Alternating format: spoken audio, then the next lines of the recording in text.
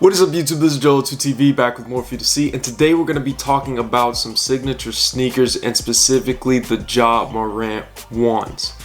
Now I'm really a big fan of these, and much to that is credit to how much similar it looks to a Kobe. I personally think that they look like the Kobe 4, especially after scrolling down and then you see this like colorway that Ja Morant wore, which was like an all purple kind of colorway. As you can see right here, this looks fairly similar to the Kobe 4s and this all purple colorway, so you can probably understand where they got this inspiration from. I personally am a huge fan of it, and it is people's opportunity to be able to get something that looks similar to a Kobe, and most likely a more cost-effective Kobe versus like something that looks similar, which is like the LeBron 20s that have recently come out. I think that those also look like Kobe's, but at a higher mark because they're obviously LeBron, so they're $200, so the price range on that one is not great. But being that this is Ja Morant's first signature sneaker, we're probably going to be looking at, you know, a retail price of like 130, maybe 150. That's a more reasonable price than the LeBron 20 is, and most of the time with the LeBron 20s you end up being able to get them on discount the next year for about, you know, half the price, if that. But yeah, this is the first one that I'm noticing coming out from Nike is the Ja Morant, and something that I didn't realize is that Luka Doncic also has his first signature sneaker that has come out.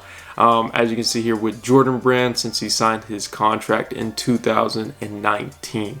Also, we have Zion Williamson, who's come out with his own signature sneaker, the Zion 1 and the Zion 2. The next one up on this contract block with these new stars being able to get a signature sneaker is Jason Tatum. Now, I mean, he's been having a phenomenal season, and with that comes the reward of a signature sneaker. Now, there are no images yet of Jason Tatum's signature sneakers, but what he's recently been wearing is a pair of Jordan 35s in the PE colorways that like represent him, and of course he has his own logo on those, but those aren't per se his signature sneaker, but those are going to be coming out soon. So to recap the list, we have Luka, we have Jason Tatum, we have Ja Morant, and we have Zion. Now, of course, there's some that are with Jordan Brand and some are with Nike, but at the end of the day, Jordan Brand is owned by Nike, so of course they kind of go coexistent of each other in that way. Me personally, I'm looking forward to this Ja Morant sneaker. You know, he's an explosive NBA player and he's phenomenal, and I can't wait to see how his career shapes out.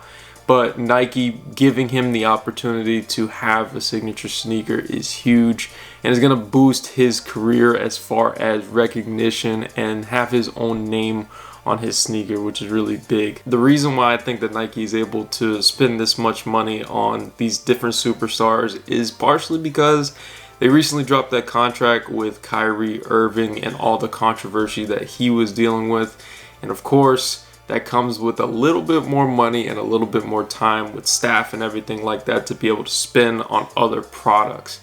Now, you know, Kyrie had his most famous sneakers and silhouettes with Nike, and you know, it's unfortunate that we won't see those anymore.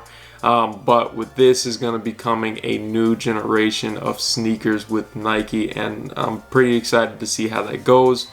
Especially seeing these images from the Ja Morant ones and what's to come with other superstars on the come up.